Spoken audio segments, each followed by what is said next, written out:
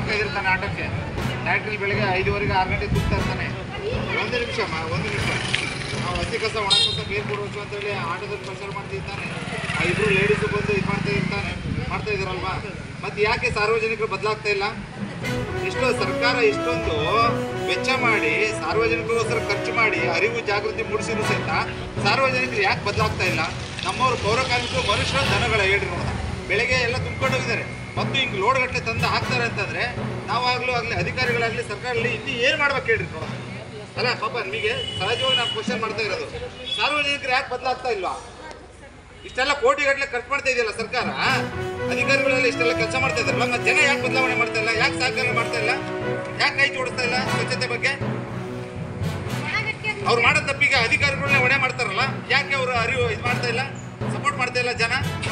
ಇದು ಮಾಡಿರೋ ಸರಿ ನಾವು ಹೇಳ್ರಿ ನೋಡೋಣ. ಯಾರು ಒಪ್ತೀರೇನ್ರಿ ಇದನ್ನ? ಯಾರು ಒಪ್ತೀರೇನ್ರಿ? ಏನಾರು ದಂಡ ಹಾಕಕ್ಕೆ ಹೋದ್ರೆ ಮತ್ತೆ ನಮಗೆ ಇನ್ಫ್ಲೂಯೆನ್ಸ್ಗಳು ತರ್ತಾರೆ. ಅಲ್ಲ, ದಂಡ ಹಾಕಕ್ಕೆ ಹೋದ್ರೆ ಇನ್ಫ್ಲೂಯೆನ್ಸ್ಗಳು ತರ್ತಾರೆ.